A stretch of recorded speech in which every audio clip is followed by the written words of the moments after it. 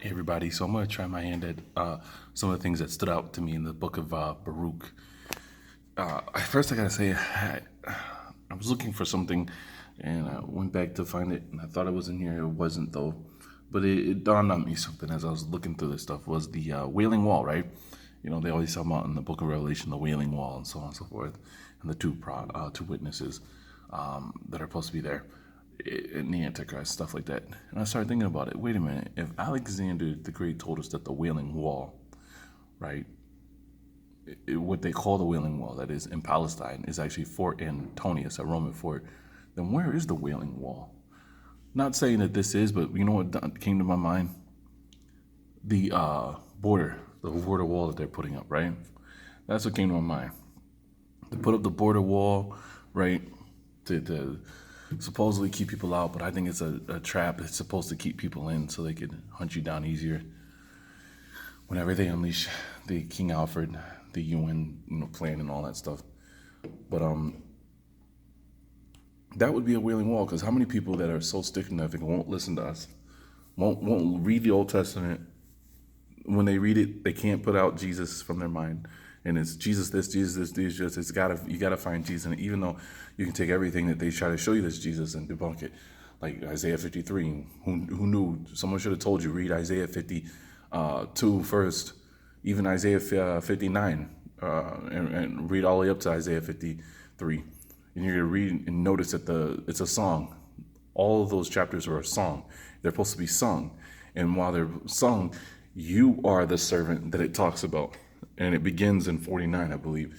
When you're reading from there, the servant that it talks about that's going to go through all of the beatings, won't complain, and killing, and not a sound they make and stuff like that. That's you, But no one told us, hey, go back, because we have, people that are in these pulpits that are purposely put there to mislead us, But I was thinking I bet you that's going to be the Wailing Wall. How many people are going to try to flee when all this goes down? Jesus didn't come back to save them. They're going to try to race down to Mexico. I mean, it's history repeating itself. Look how many Native Americans fled to Mexico, to flee, the European invasion. But you're going to try. There's going to be a wall. They'll gun you down. They'll murder you. You didn't read the book of Ezekiel. You didn't read the book of Jeremiah. You didn't read Isaiah, where it tells you specifically, go to the desert.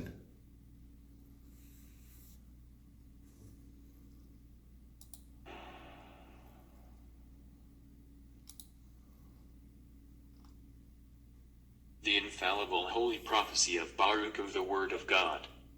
The Jews of Babylon send the book of Baruch with money to Jerusalem, requesting their brethren there to offer sacrifice, and to pray for the king and for them, acknowledging their manifold sins.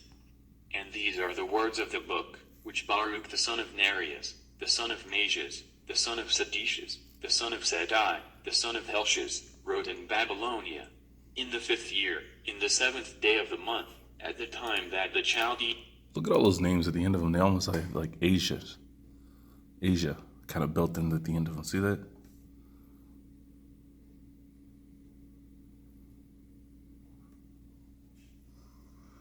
But it also almost reminds me of took Jerusalem, and burnt it with fire. And Baruch read the words of this book in the hearing of Jeconias the son of Joachim king of Judah, and in the hearing of all the people that came to hear the book, and in the hearing of the nobles, the sons of the kings, and in the hearing of the ancients, and in the hearing of the people, from the least even to the greatest of them that dwelt in Babylonia, by the river Seti. And when they heard it, they wept. All right, so that dropped me right there. Babylonia and the river Seti. Now, the Seti River. Where have you heard that before, right? Let's see if we can pull it up. Excuse me. The Seti River in Sudan.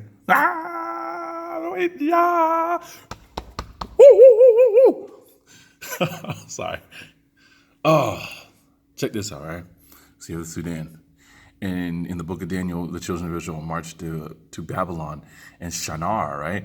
So in the way that it's written in the Vulgate, in the Dewey Bible, it's spelled like this, right? Or sometimes they'll replace the A at the end and they'll put an E there. So it's Senner.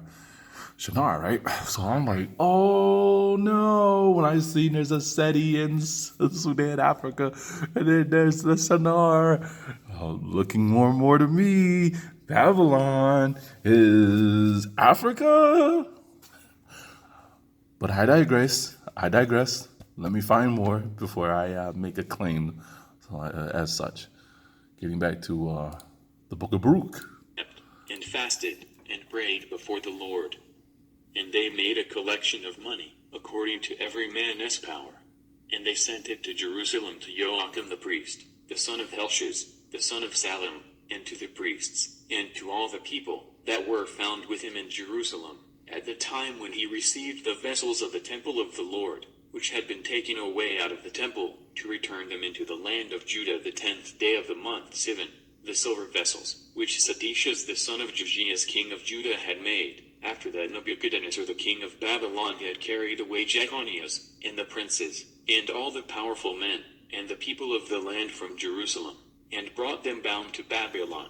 And they said, Behold, we have sent you money, buy with it holocausts, and frankincense, Burnt offerings and make sin meat offerings. and offerings for sin at the altar of the Lord our God. And pray ye for the life of Nebuchadnezzar the king of Babylon, and for the life of Balthasar his son, that their days may be upon earth as the days of heaven, and that the Lord may give us strength, and enlighten our eyes, that we may live under the shadow of Nebuchadnezzar the king of Babylon, and under the shadow of Balthasar his son, and may serve them many days, and may find favor in their sight. And pray ye for us to the Lord our God, for we have sinned against the Lord our God, and his wrath is not turned away from us even to this day. And read ye this book, which we have sent to you to be read in the temple of the Lord, on feasts, and proper days. And you shall say, To the Lord our God belongeth justice, but to us confusion of our face. Now that's nothing that stood out to me. The confusion on our face. Doesn't that remind you of like what we're going through? Who's Esau? Who's Moab? Who's Ephraim? Who's Manasseh? You know what I'm saying? Like, let's change these names. Are you the original Algonquians? I'm a Yamasee. It's the whole. Who are you? When you look in the mirror, do you know? Now we got to go back and try to decipher who you are through, their writings. So I met people in Florida that look like the Ethiopians. There's hidden Ethiopian writings in Kentucky, and we found Ethiopians in Massachusetts. So it's and you're like, all right, well, who am I? Am I these people, and who were these people? Where are the Aztecs? Arthur tells me this great story about how I believe it was one of his relatives. I'll just put it like that because I don't remember who it was, and I don't want to shame or misspeak, because it's a good story. One of his relatives told him stories about how they used to build these really, great style homes, mansion kind of homes. They're in Louisiana, and the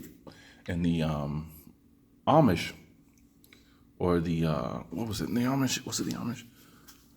Oh, we were talking about either the Amish or I can't remember the other dude. The Quakers. Then the Quakers. We were talking about the Quakers. Then the Quakers, they would build their homes. So now their homes would look like crap compared to what Arthur's ancestors and family members could build. Right? They would build these really great style homes. So they would go and they would burn or tear down the homes that Arthur Scott Jr.'s family, could build, and they would rebuild them, and they would the Quakers would come tear them down again. So finally, they were like, okay, we're tired of you destroying our property. We'll just build our homes to look crappy like yours. But yet, we're supposed to be these slaves brought here from Africa.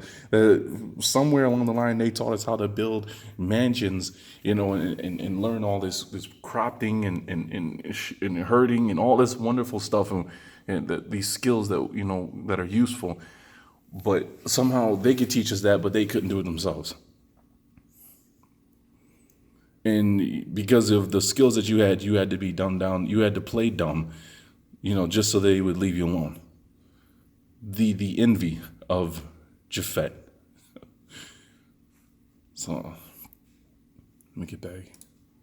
As it has come to pass at this day to all Judah, and to the inhabitants of Jerusalem, to our kings, and to our princes, and to our priests, and to our prophets, and to our fathers, We have sinned before the Lord our God, and have not believed him, nor put our trust in him, and we were not obedient to him, and we have not hearkened to the voice of the Lord our God, to walk in his commandments, which he hath given us. From the day that he brought our fathers out of the land of Egypt, even to this day, we were disobedient to the Lord our God, and going astray we turned away from hearing his voice. And many evils have cleaved to us, and the curses which the Lord foretold by Moses his servant, who brought our fathers out of the land of Egypt. You see that? Many evils have cleaved. Evils have cleaved to us. Now, check this out, right? And like I said, I read the Dharma because it feels like another version of the Book of Proverbs, right? In a way. But this is what I wanted to point out, right? This is all about thoughts and so on and so forth. Let me see here. Let me make sure I get this right. Experience. Yeah. All that we experience begins with thought. Our words and our deeds spring from thought, right? If you think it, and it's mind you the proverb, whatever a man thinketh in his heart or his mind, so is he in his heart. If we speak or act with evil thoughts, unpleasant circumstances and experiences hold on, let me make sure. I don't want to read what's not there. Inevitably. I just want to read what's there, all right? Inevitably result. Whenever we go, we create bad circumstances. Whenever we go, we create bad circumstances because we carry bad thoughts. This is very much like the wheel of a cart following the hoofs of an ox yoked to the cart. The cart wheel, along with the heavy load of the cart, keeps following the let me make sure I get this drafted oxen. The animal is bound to this heavy load and cannot leave it. Like I said, I do my best. I want to make sure I read what's there, not put the words in that don't make that not there. So, but I feel like this whole book does this. It's like I said, it's like the Book of Proverbs. It's something that I feel like after a training, it should be meditated on or thought about. Sat down, read a verse, and think about it. Use a verse a day to go over. So let me get back to here. To give us a land flowing with milk and honey, as at this day. And we have not hearkened to the voice of the Lord our God according to all the words of the prophets whom he sent to us. And we have gone away every man after the inclinations of his own wicked heart, to serve strange gods, and to do evil in the sight of the Lord our God. And that's Isaiah 53, right? For every man followeth the imagination of his own wicked heart, and serve strange gods, and to do evil in the sight of God. Let me see.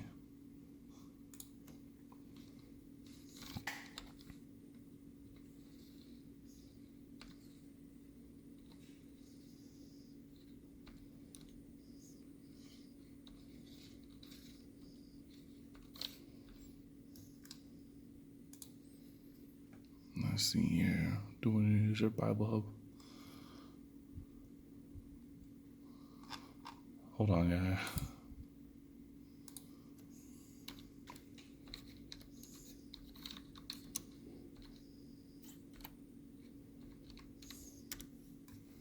Bible Hub. Isaiah 53. Let's see.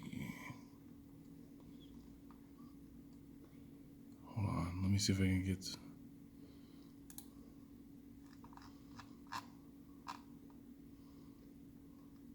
Oh.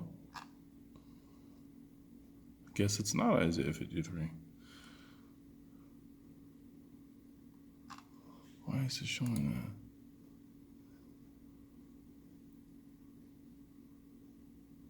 that?